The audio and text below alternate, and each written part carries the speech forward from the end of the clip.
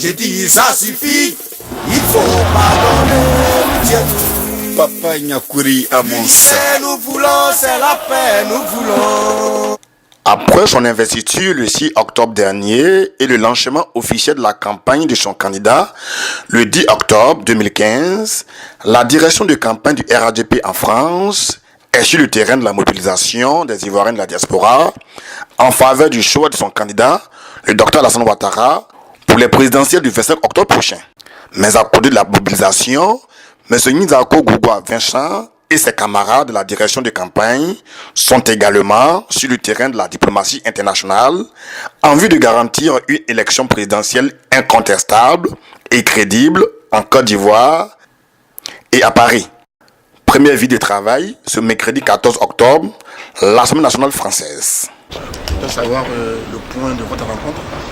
Mais écoutez, nous venons de rencontrer le parlementaire Pascal Terrasse, qui est le président du groupe d'amitié France-Côte d'Ivoire à l'Assemblée nationale, pour déjà le remercier de nous avoir reçus et aussi l'encourager du travail qu'il fait en ce qui concerne les relations France-Côte d'Ivoire. Elles sont harmonieuses en ce moment. Je crois qu'il faut le saluer pour cela. Nous l'avons rencontré pour parler des élections de façon générale en Côte d'Ivoire. Elles vont se dérouler et des rumeurs courent qu'elles pourraient ne pas être apaisées. Alors que le gouvernement et le président Ouattara et même les forces vives de la nation font tous les efforts pour que ces élections soient apaisées. Nous lui avons fait part de cette situation et notre objet, effectivement, c'était en fait de rappeler qu'au nom de l'amitié qui lie la France à la Côte d'Ivoire, il se pourrait qu'il y ait des débordements et que ces débordements-là devraient être considérés comme des épiphénomènes. Alors, néanmoins, on aurait besoin de tous nos amis pour nous soutenir au cas où des difficultés surgiraient. Et c'est dans cette intention-là qu'on l'a rencontré, pour lui dire que tout est fait pour que les choses se passent très bien en Côte d'Ivoire. Il est évident aussi que ces mêmes élections se déroulent en France, dans plusieurs villes, à Paris, Marseille, Lyon et autres, et que des groupuscules activistes sont à l'affût pour essayer de nuire au bon déroulement de ce scrutin. Et ce qui a été dit est clair par le parlementaire Pascal Terrasse, c'est que personne ne peut importer en France les difficultés politiques de son pays. Et que la France, c'est la France, la Côte d'Ivoire, c'est la Côte d'Ivoire. Et que de ce pas, d'avoir nous entendu, il irait s'entretenir avec le ministre de l'Intérieur pour veiller à ce que les choses se passent très bien en France. Et c'était ça notre démarche, ça s'est très bien passé. J'étais accompagné donc de M. Bemikian, de M. Gondo et de M. Edé. Nous avons été très bien reçus et je crois que les relations entre la Côte d'Ivoire et la France sont en beau fixe, quoi que disent certains. C'est quoi la prochaine étape? La prochaine étape, c'est cet après-midi. Cet après-midi, nous irons aussi au Sénat pour rencontrer le groupe d'amitié France-Afrique de l'Ouest, francophone, pour exposer les mêmes problèmes. Et je pense qu'il faut que les gens sachent que ce qui se passe en Côte d'Ivoire non seulement s'inscrit dans le travail effectué par le président de la République, et qu'en aucun cas ce serait vraiment encore nous ramener en arrière si des difficultés surgissaient à l'issue des élections. Donc nous irons porter ce même message pour que la France sache que nous faisons tout pour que ces élections soient crédibles, inclusives et apaisées. Ok, merci. De ce pas, la direction de campagne du RHDP France mettra le cap sur le Sénat français. La Côte d'Ivoire, mon pays, pour un blanc vert, mon drapeau. La Côte d'Ivoire, mon pays, vivons ensemble.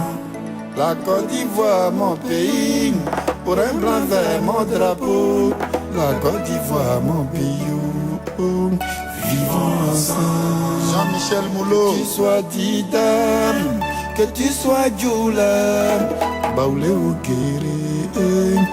Vivons ensemble. Que tu sois de la gauche, que tu sois de la droite, que tu sois de la gauche. Bon, d'accord, très bien, chanté.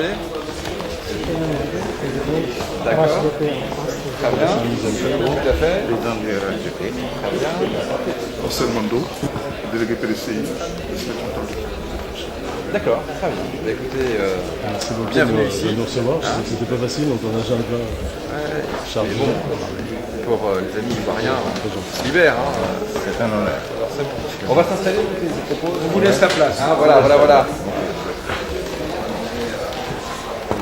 Voilà, donc Vincent Mignacco a demandé qu'on organise ce rendez-vous parce qu'il tenait beaucoup à te rencontrer dans le courant de cette campagne présidentielle qui a été ouverte il y a quelques jours et qui s'achève le 25 octobre. Je parler un petit peu de la leçon des choses. Alors, avant toute chose, est-ce que vous voulez boire quelque chose les uns les autres? Café, verre d'eau? Tu veux un café, toi? Combien de café, messieurs? Attendez, je vous débarrasse déjà ça. C'est même pas très agréable. Ça, c'est la première des choses. Qui veut un café? Monsieur est disponible. Moi, c'est bon. Donc, un café. Un petit café, oui. Un allongé et un serré. S'il vous plaît. 4.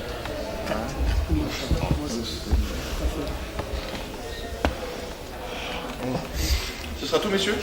Rien d'autre? Non, c'est bon. Rien d'autre? D'accord. Bon, bah écoutez, non, mais un grand merci de venir jusqu'ici pour pouvoir échanger sur cette échéance importante. Voilà, à l'égard du pays. Et voilà, je suis ça du coup un petit peu à distance, mais quand même, sur Internet. J'ai vu qu'il y avait des débats. Il y a eu un débat hier. Hein, c'est ça? Ouais. Voilà.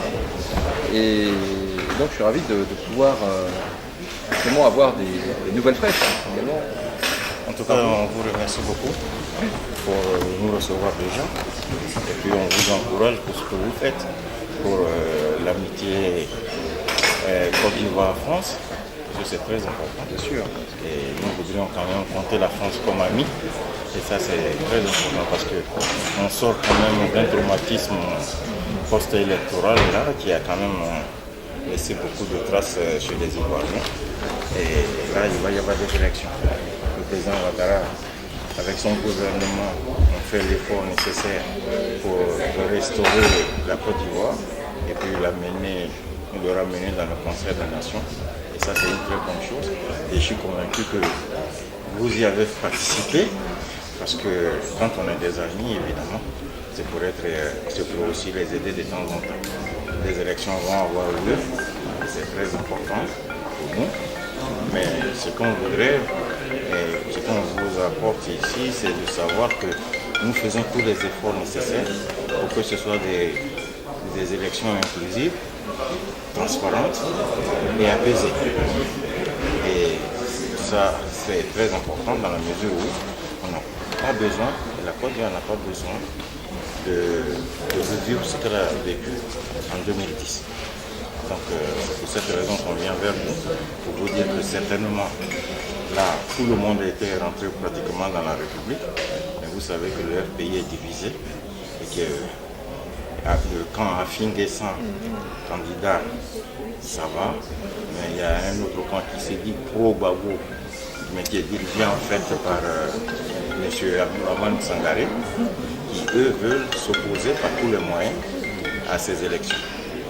Nous savons qu'on peut encore à la limite, en Côte d'Ivoire, essayer de voir comment on peut juguler ça, mais on ne sait jamais, parce que tout le monde ne sait pas gérer la provocation et il peut y avoir des débordements.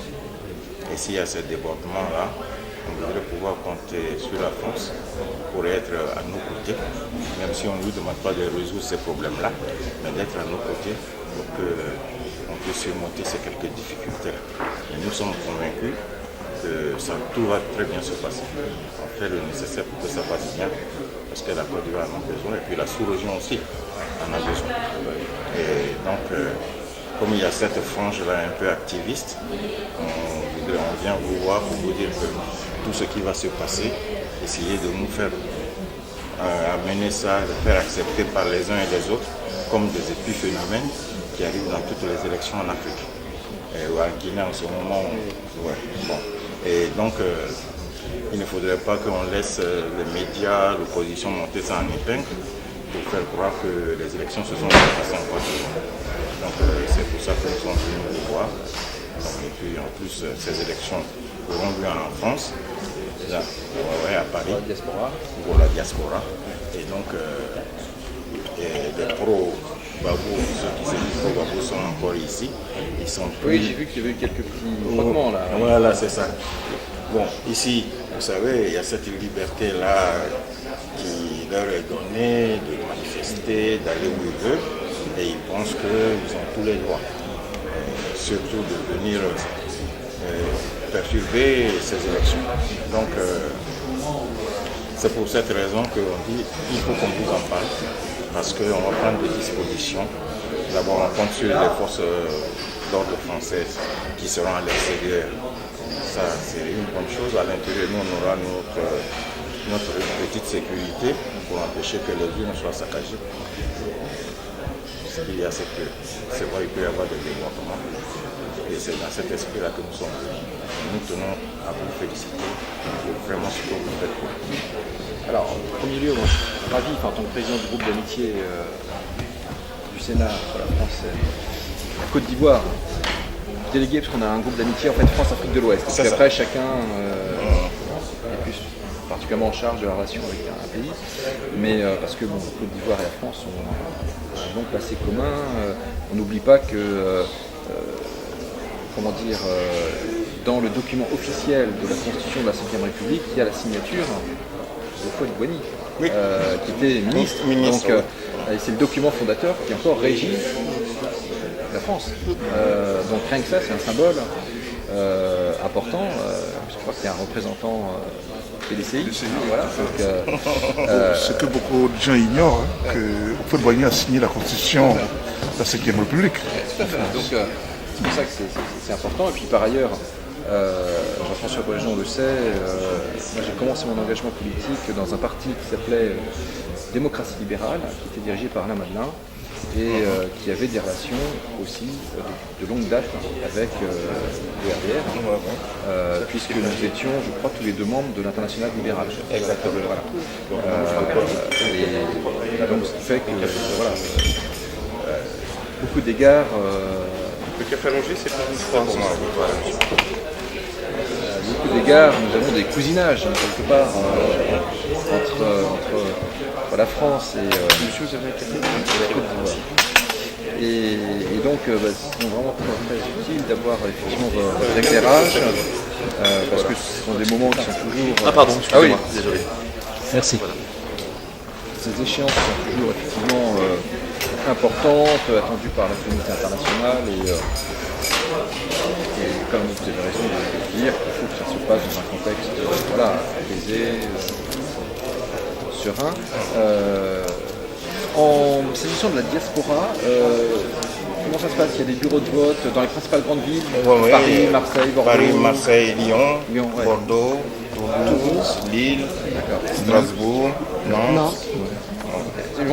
Ça fait un corps électoral de combien de personnes en France? 20 000. 20 000. Ah ouais. 20 000, il y a 16 000 en Ile-de-France. Oui, donc 16 000 en Ile-de-France et dans les autres villes, plus ou moins 400, 500 par ville. Oui, d'accord. Bon, donc vous avez fait également un tour de France, entre guillemets, pour aller il faut faire porter la parole du président. Parce que c'est très... Non, mais ce qui est intéressant dans cette histoire, c'est qu'on s'est relevé assez vite grâce au président Ouattara. Et il faut que ce travail continue parce qu'il y a un certain engouement. On a eu une population de Quadra qui est assez élevée et qui va s'impliquer juste après ces élections-là, pour préparer 2020. Oui. Pour préparer 2020. Donc, ça fourmille, quoi, en quelque sorte. Donc, on ne peut pas encore arrêter ça en plein vol. Il faut que cette dynamique-là puisse se poursuivre. Ce qui est intéressant là-dedans, c'est pour la première fois dans notre histoire, depuis Houphouët-Boigny, vous avez parlé de Houphouët-Boigny, on a quand même un président qui s'occupe de sa diaspora, qui donne la place qui est la sienne à la diaspora. Parce que jamais on a eu au fait un ministère exclusivement dédié au fait à la diaspora. Et ce Ouattara, on l'a eu en 2013. Et il y a même un forum qui a été institutionnalisé pour la diaspora. On l'a eu les 7 et 8 mai derniers, où des résolutions extrêmement importantes ont été prises, notamment la création d'un haut conseil des Ivoiriens de la diaspora, qui sera donc l'interlocuteur privilégié entre les Ivoiriens du territoire de la Côte d'Ivoire et les autorités ivoiriennes, la mise en place aussi d'un fonds d'investissement pour la diaspora, parce que Ouattara, dans son discours, dans son intervention d'hier face aux élections, il a dit qu'il saluait la diaspora pour l'engagement, pour son engagement, et qu'il avait aussi besoin de la diaspora pour développer la Côte d'Ivoire. Aujourd'hui, on a plus besoin d'un développement économique qu'autre chose. C'est vrai, on a suivi le développement politique, d'où son nouveau concept d'Ivoirien nouveau. À la réalité, il a besoin d'une autre mentalité, c'est ce qu'il a dit. Donc, on pense que c'est, en tout cas, le candidat, de notre point de vue, qui donne à la diaspora la place qui est la sienne. Moi, je m'occupe des mouvements, associations et clubs de soutien. Voilà. Dans les principaux chantiers qui sont à relever pour la période 2016-2020, comment vous voyez les choses? Quelles sont les priorités pour le mandat à venir, d'après vous? C'est-à-dire qu'en fait, la priorité est donnée à la réconciliation. Pourquoi? Parce qu'en fait, la réconciliation est pratiquement réalisée dans les zones rurales. En ville aussi. Mais en ville, les villes sont habitées plus par beaucoup de politiques. Et de temps en temps, ils ravivent tel ou tel feu par ici pour se donner une certaine consistance. Mais sinon, la réconciliation, elle a eu lieu. Mais évidemment, de l'extérieur, les gens disent que oui, on n'a pas réussi dans la réconciliation, qu'est-ce qu'il faut? Donc, on va faire une réconciliation qui va même aller au-delà de nos frontières. Ça, c'est le premier point. Et il y a aussi le volet économique, qui est la continuation de tout ce qui a été entrepris. L'infrastructure, le bien-être des Ivoiriens, et surtout chez les employés du privé, où on a vu le SMIC pratiquement doublé, et ensuite les fonctionnaires, après chez les agriculteurs, surtout chez les agriculteurs, et puis donner des fonds un peu pour les femmes. Il va y avoir un budget pour leur permettre, avec un petit capital, essayer de s'en sortir. Parce que très souvent, on a besoin de pas grand-chose. 100 € suffit, par exemple, à une femme pour faire ouvrir un petit commerce et puis faire c'est ça, la microcrédit. Ouais, la microcrédit. Surtout la première dame, elle est très engagée. Et même au niveau investissement pour les entreprises, tout est fait aujourd'hui en Côte d'Ivoire pour que les entreprises viennent pour investir. Au niveau social et fiscal, surtout fiscal, tout a été allégé pour que tout ce qui est investissement se fasse en Côte d'Ivoire. Et surtout, il y a une chose qui est très importante qu'il avait employée dans ses priorités. Il a vraiment insisté sur l'emploi des jeunes et de la femme. Donc, en d'autres termes, il est heureux d'être jeune et femme sous le président de 2015 à 2020. Et le concept d'Ivoirien nouveau, surtout le changement radical de mentalité. Il a vraiment insisté là-dessus, un changement de mentalité, parce que lui, c'est sûr qu'il nous enverra l'émergence. Mais si on n'arrive pas à s'adapter, si on n'arrive pas à se projeter dans le futur, cette émergence-là fondra comme malheureusement neige au soleil. Et la réconciliation, comme l'a dit, l'accent est mis sur l'indemnisation des victimes. Voilà. Ouais, comme vous avez dit, les années à venir, la priorité. En fait, le premier mandat, là, quand on regarde, il y a eu beaucoup de développement au niveau infrastructure. Il fallait refaire les routes. Donc, mais au niveau social, il y a eu des actions. Mais les gens ne voient pas ça. Donc, à mon avis, le deuxième mandat va être très accentué sur le social. Le social, pour vous dire, ben voilà, je suis venu à un pays qui était tombé, j'ai réuni les infrastructures en place. Maintenant, je continue pour nous amener vers l'émergence en 2020.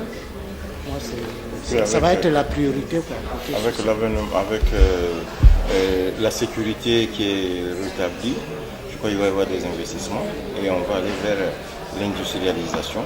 C'est ce que l'émergence nous apporte. On va aller vers l'industrialisation. Il va y avoir le chemin de fer qui va faire tout le long de l'ouest. Vous savez qu'il va partir des montagnes du Mont-Okuy avec la Guinée et tout ça pour descendre jusqu'à San Pedro dans la zone cacaoyère pour soulager le port d'Abidjan. Voilà. Et donc là, le cacao, on va commencer petit à petit à le prendre en main pour créer déjà une industrie cacaoyère. Petit à petit. On a une industrie de chocolatier, un groupe français qui est installé à Abidjan. Oui, c'est moi. C'est moi le. C'est moi, oui. C'est moi, oui. Le chocolat. Qu'est-ce que je veux dire? Comment vous voyez les défis sécuritaires? Puisqu'on voit qu'il y a parfois une pression de certaines bandes au Mali qui ont tendance à descendre vers la frontière.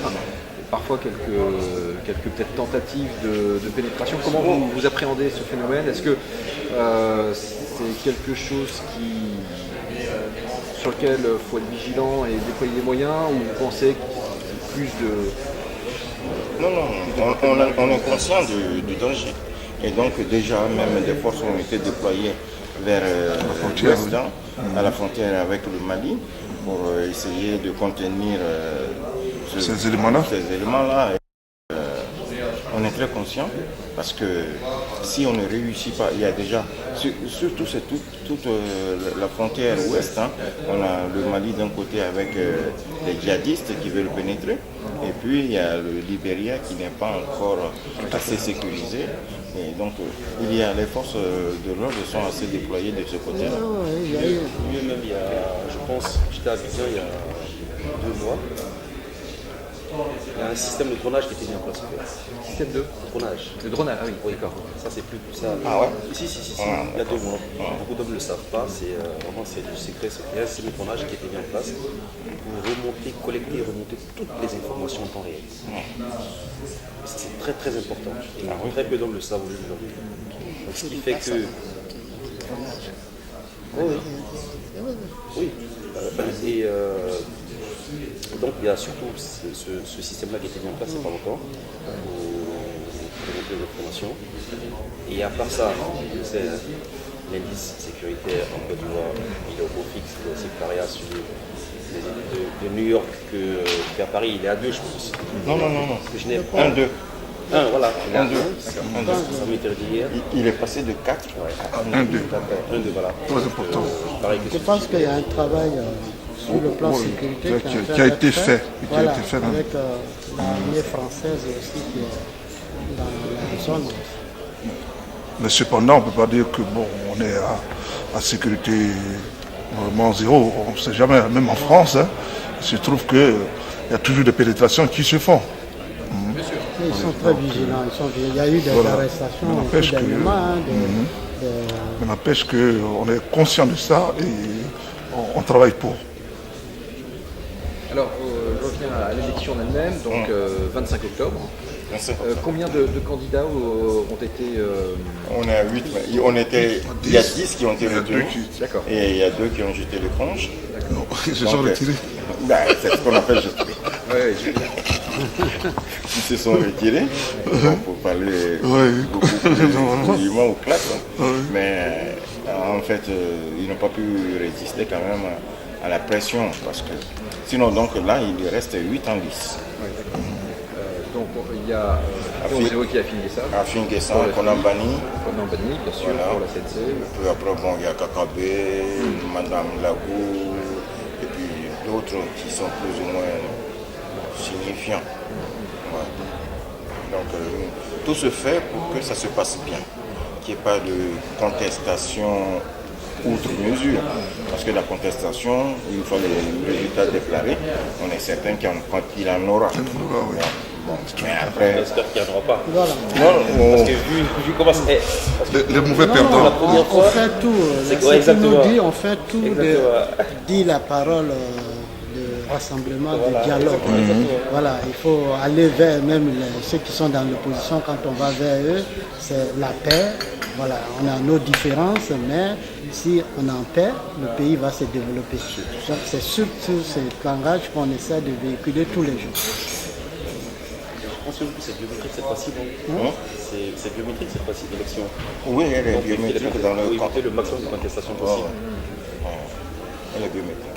Et alors dans le processus de recomposition politique, puisqu'il y a maintenant la structure fêtière du RHDP, Ouais. c'est-à-dire que chacun des partis va garder un peu son identité en dessous, ou bien il y a vraiment un processus Ben ça, c'est l'idéal. C'est l'idéal. Il a dit à un de ses discours, après les élections, ça va aller très vite. Hein. C'est un processus de créer un parti unifié. Voilà. C'est l'idéal. C'est l'idéal. Mais je veux dire que. En fait, c'est l'idée. C'est l'idée lancée par le président Bédier. À l'époque, il y a un an de cela, l'appel d'Aoukro.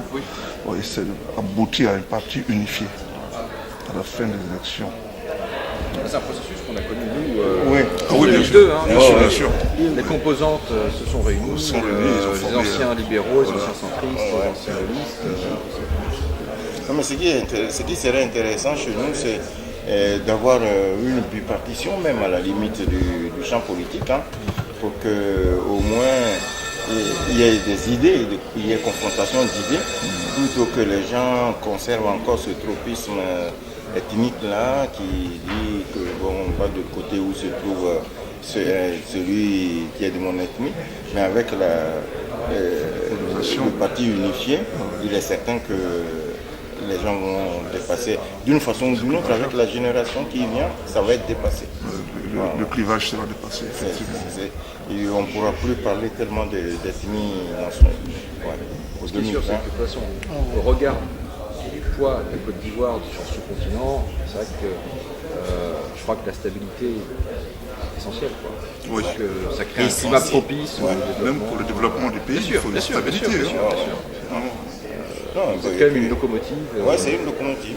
Parce que cette stabilité accompagnerait par exemple la stabilité recherchée au Mali, la stabilité recherchée au Burkina, et tout ça. Et puis ça devient un exemple. Tout le monde est en train de vouloir améliorer ses indicateurs économiques pour aller vers l'émergence, comme le Sénégal qui s'y est engagé à fond.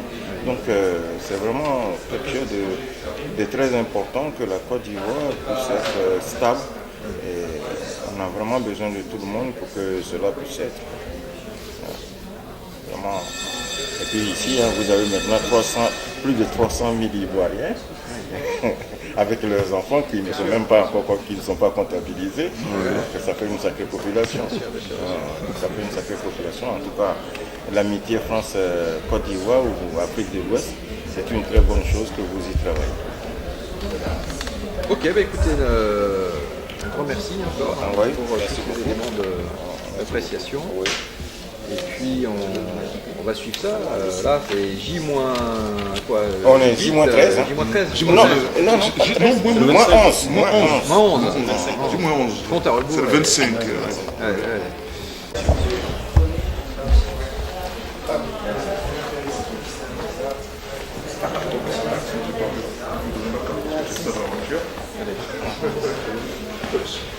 Voilà. Après la semaine vous êtes au Sénat, toujours pour les scènes d'information. Oui, toujours la même chose, hein, pour dire que nous voulons des élections crédible, transparente et apaisée. Et nous y travaillons, nous y avons travaillé d'ailleurs. Et nous sommes venus donc voir nos amis du Sénat, du groupe Amitié France-Côte d'Ivoire, pour leur dire que nous avons travaillé à ce que les élections soient des élections apaisées et qu'il faudrait qu'on puisse compter sur eux s'il y a quelques débordements, que ne puisse pas permettre à des groupuscules de monter ça en épingle pour faire croire que les élections se sont mal passées. Donc dans cet esprit-là, nous avons rencontré le sénateur Lemoine pour lui expliquer, en tant que président délégué du groupe Amitié France-Afrique de l'Ouest, nous lui avons expliqué que nous sommes dans des dispositions d'esprit pour que les élections se passent très bien. Et que même en France ici, on voudrait aussi compter sur eux pour que, avec les forces de l'ordre, les choses puissent très bien se passer. La Côte d'Ivoire, mon pays, orin blanc vert, mon drapeau. La Côte d'Ivoire, mon pays, vivons ensemble. La Côte d'Ivoire, mon pays, orin blanc vert, mon drapeau. La Côte d'Ivoire, mon pays, vivons ensemble. Jean-Michel Moulot, que tu sois Didam, que tu sois Djoula, Baoulé ou Guéré, vivons ensemble. Bagatouré, que tu sois de la gauche, que tu sois de la droite, que tu sois de la gauche, vivons ensemble. Excellence, ça m'aide pas. Ayawo, ayawo. Okagba pisio imi oe, Moutiong. J'ai dit ça suffit, il faut pardonner, Moutiong.